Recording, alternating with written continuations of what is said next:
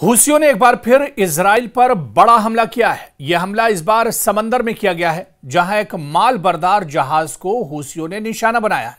बहरे अहमर, जो कभी सिर्फ एक अहम तिजारती रास्ता समझा जाता था, आज एक ऐसी गुजरगाह बन चुका है जहां ताकत, सियासत और मज़ाहमत की नई जंग लड़ी जा रही है। और इस बहरे अहमर पर यानी लाल समंदर पर अब हूसियों का पूरे तौर से कब्जा है। और यही वजह है कि हूसी अक्सर यहां से इजराइल के या इजराइल के इत्तेहादी ममालिक के जो कंटेनर्स, जो जहाज यहां से गुजरते हैं, उन्हें अपना निशाना बनाते हैं। और बहरे अहमर के अंदर या लाल समंदर के अंदर हूसियों का जवाब अभी तक किसी के पास नहीं है। इजराइल भी पस्त है, अमेरिका भी पस्त है, और कोई इन्हें खत्म नहीं कर पा रहा है। और एक बार फिर आप देखिए, और ये 2 सितंबर 2025 यानी एक तरह से एक दिन पहले की ही ये वारदात है जब ये बड़ा हमला हूसियों ने किया है। और इस बार आप देखिए कि समंदर के अंदर निशाना बनाया है। आपको याद होगा कि कुछ दिन पहले ही हूसियों ने खबरदार किया था इजराइल को कि इजराइल समंदर में अपना रास्ता बदल दे। इजराइल अगर बहरे अहमर से गुजरता है तो उसे इसकी कीमत चुकानी पड़ेगी। बल्कि हूसियों ने यहां तक कहा था कि सिर्फ इजराइल नहीं, अगर इजराइल का कोई इत्तेहादी मुल्क भी उसका जहाज अगर यहां से गुजरता है तो उसे भी नहीं बख्शा जाएगा।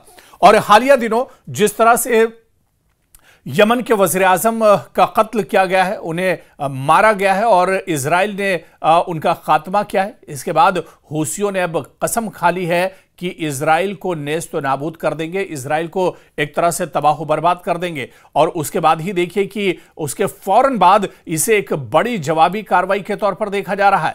यमन के हूसी लड़ाके जो बरसों से अपने वतन में दाखिली और खारजी कुव्वतों से बरसरे पैकार हैं, अब बहरे अहमर के पानियों पर भी अपनी मौजूदगी का खौफनाक इजहार कर रहे हैं। यह सिर्फ एक इलाकाई मसला नहीं, हूसियों के हमले अब बैनुल-अक़वामी बहरी ट्रैफिक, तवानाई की तरसील और खासकर इजराइल के लिए बड़ा चैलेंज बन गया है। बहरे अहमर एक नया जंगी महाज बन गया है जहां इजराइल या इसके इत्तेहादियों के लिए बड़ी मुश्किल खड़ी हो गई है। हूसी ग्रुप ने बाकायदा दावा किया है कि उन्होंने शुमाली बहरे अहमर में एक बहरी जहाज को 2 ड्रोन्स और एक मिसाइल के जरिए निशाना बनाया है, क्योंकि उनके बकौल वो जहाज इजराइल से मुंसलिक था, यानी इजराइल के लिए यह जहाज सामान लेकर जा रहा था। और इसी जहाज को 2 ड्रोन्स और एक मिसाइल के जरिए से समंदर के अंदर ही निशाना बनाया गया है। हूसियों ने कहा कि इस कार्रवाई को इजराइल से ताल्लुक या वाबस्तगी के इल्जाम की बुनियाद पर निशाना बनाया गया है। यानी यह अभी वाज़ेह नहीं हो पाया है कि यह जहाज इजराइल का था या इजराइल के किसी इत्तेहादी मुल्क का था, लेकिन कहीं ना कहीं इसका ताल्लुक एक तरह से इजराइल से जरूर जुड़ा हुआ था। और इसी वजह से हूसियों ने इस पानी के जहाज को निशाना बनाया। उधर आप देखिए कि मीडिया में इस हमले को लेकर जो खबरें आ रही हैं, खासतौर से खबर रसा इदारे रॉयटर्स के मुताबिक यह हमला 2 सितंबर 2025 को किया गया, यानी ठीक एक दिन पहले। और इसकी तस्दीक बाकायदा हूसी इलाकाई जराए से भी हो गई है, यानी हूसियों ने भी बाकायदा इसकी तस्दीक कर दी है। तो एक तरफ रॉयटर्स जो इंटरनेशनल इदारा है मीडिया का, उसने बाकायदा इसकी तस्दीक की है कि यह हमला 2 सितंबर 2025 को किया गया है। और इसकी तस्दीक बाकायदा हूसी जो रहनुमा है उन्होंने भी बाकायदा इस हमले की जो जानकारी है उसकी तस्दीक कर दी है। और वहीं पर एसोसिएटेड प्रेस ने रिपोर्ट किया है कि इस कार्रवाई के दौरान हमला एक तेल बरदार टैंकर पर किया गया। देखिए, ये जहाज दरअसल एक टैंकर था, ये तेल लेकर, पेट्रोल और डीजल लेकर दरअसल ये इजराइल की तरफ बढ़ रहा था। और इसी जहाज को हूसियों ने अपना निशाना बनाया है और इस पर कार्रवाई की है। 2 ड्रोन्स मारे हैं और इसके अलावा एक मिसाइल से भी हमला किया गया है, लेकिन इस टैंकर को बहुत ज्यादा नुकसान नहीं पहुंचा और वो एक तरह से महफूज रहा है।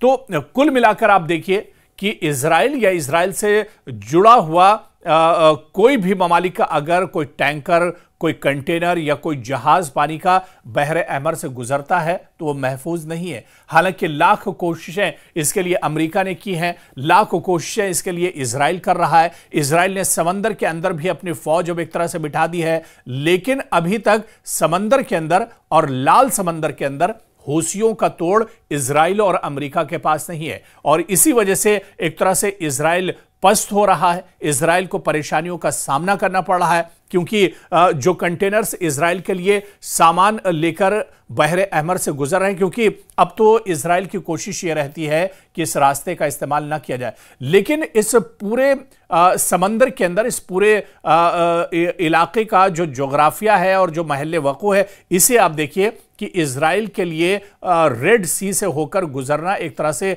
नागुज़ीर हो जाता है। रेड सी से होकर अगर इजराइल नहीं गुजरता है तो उसे बहुत लंबे रास्ते का फिर सफर तय करना पड़ता है, बहुत परेशानियां होती हैं और उसमें बहुत वक्त लगता है। और ऐसे में जो शॉर्ट रास्ता है वो बहरे अहमर है, लेकिन अब रेड सी पर और बहरे अहमर पर हूसियों का कब्जा है और हूसी, अगर यह शक हो जाता है कि गुजरने वाला जो पानी का जहाज है, जो कंटेनर है, ये इजराइल का है या इजराइल के किसी इत्तेहादी मुल्क का है, तो उसे ये एक तरह से अपना निशाना बनाते हैं। और इससे पहले कई बार इस तरह के हमले हूसी कर चुके हैं, कई कंटेनर्स को, कई टैंकर्स को और कई पानी के जहाज जो इजराइल से मुतालिक थे उन्हें हूसियों ने समंदर में ही तबाह कर दिया है। और यह वाकया आप देखिए कि ऐसे वक्त में पेश आया है जब हूसियों ने हाल ही में अपने नाम नेहाद वजीर आजम समेत दीगर सीनियर हुक्काम को होने वाले इजरायली फजाई हमले के जवाब में अपनी कार्रवाई एक तरह से तेज कर दी है। जिस तरह से यमन के वज़ीर आज़म का कत्ल किया गया, उन्हें इजराइल ने शहीद किया और उसके बाद ही हूसियों ने कसम खाई थी कि अब इजराइल को काफ़ी परेशानियां उठानी पड़ेंगी और इजराइल को एक तरह से कैफरे किरदार तक पहुंचाया जाएगा। और उसके बाद से ही इस तरह की कार्रवाई शुरू हो गई है। अभी इस हमले को एक हफ्ता भी नहीं हुआ है और रेड सी के अंदर आप देखिए कि हूसी एक बार फिर से कहीं ना कहीं एक्टिव हो गए हैं और उन्होंने इजराइल से जुड़े हुए इस जहाज पर हमला किया है। सीनियर हूती रहनुमा के जनाजे आप देखिए कि दारुल हुकूमत सना में तदफीन हुई, जिनमें हजारों अफराद ने शिरकत की और उन्होंने इजराइल और अमेरिका के खिलाफ शदीद नारे भी इस मौके पर लगाए थे। हूसियों ने अपने रहनुमा की हलाकत के बाद इजराइल और अमेरिका के खिलाफ हमले तेज करने की कसम खाई है। और इससे पहले भी आप देखिए कि रेड सी के अंदर जो हूसी है या इसके अलावा अगर इजराइल पर हूसियों के हमले की बात करें तो कई ऐसे बड़े हमले हूसियों ने अंजाम दिए हैं जिससे इजराइल परेशान रहता है, जिससे बिन्यामिन नेतन्याहू कहीं ना कहीं परेशान रहते हैं। साल 2023 में 19 अक्टूबर को आप देखिए कि हूसियों ने यमन से इजराइल की जानिब चंद जमीन पर हमला किया और मिसाइल और ड्रोन दागे, जिन्हें अमरीकी जंगी बेड़े USS कार्ने ने एक तरह से रोक लिया था, वरना इजराइल में काफी ज्यादा नुकसान होता।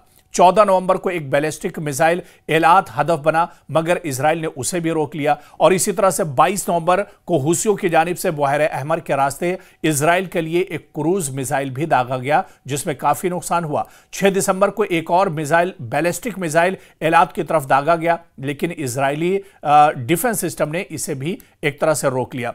और इसी तरह से आप अगर पहले के बहुत दूर न जाए और सिर्फ 2025 की आप बात कीजिए तो 2025 में भी इस तरह के कई हमले हूसियों की तरफ से इजराइल पर किए जा चुके हैं, जिसमें इजराइल को काफी ज्यादा नुकसान उठाना पड़ा है। 4 मई 2025 की अगर बात करें तो हूसियों ने एक बैलिस्टिक मिसाइल बिन गोरियन एयरपोर्ट पर तल अबीब के करीब फायर किया था। मिसाइल ने हुदूद के अंदर यह मिसाइल पहुंचा था। 8 अफराद को इसमें चोटें आई थी और परवाजें पूरे तौर से मुअत्तल कर दी गई थी और यह काफी बड़ा हमला था जो हूसियों की तरफ से किया गया था। जनवरी 2025 को आप देखिए कि मुतादिद हमले रिपोर्ट हुए। बैलिस्टिक मिसाइल, ड्रोन्स और क्रूज मिसाइल के जरिए इजराइल और बहरी जहाजों को हूसियों ने निशाना बनाया था। तो आप देखिए कि इस तरह के हमले इससे पहले भी एक तरह से हूसियों की तरफ से होते रहे और हूसी कहीं ना कहीं पहले के मुकाबले में अब बहुत ज्यादा मजबूत हो गए और यही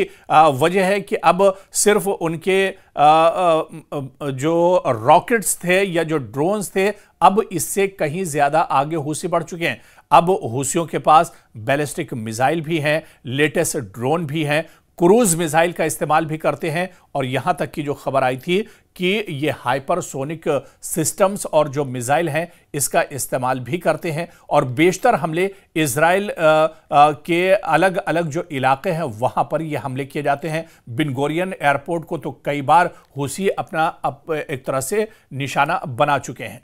तो हूसियों का मौकफ है कि उनकी ये कार्रवाइयां फिलिस्तीन और गजा की हिमायत में है और वो इजराइल के खिलाफ अपनी मज़ाहमत जारी रखेंगे जब तक कि गजा पर हमले खत्म नहीं होते। इसी दौरान इजराइल मुसलसल हवाबाजाना और समुद्री जवाबी कार्रवाइयां कर रहा है, चाहे वो हवा से हो या समंदर के जरिए हो। लेकिन इजराइल के इस कार्रवाई के बाद भी हूसी बाज नहीं आ रहे हैं और जिस तरह से यमन के वज़ीर आज़म का कत्ल किया गया है उसके बाद से हूसियों में और ज्यादा नाराजगी है, यानी आने वाले दिनों में मशरिक़ वुस्ता में इजराइल पर हूसियों के और भी बड़े हमले हो सकते हैं।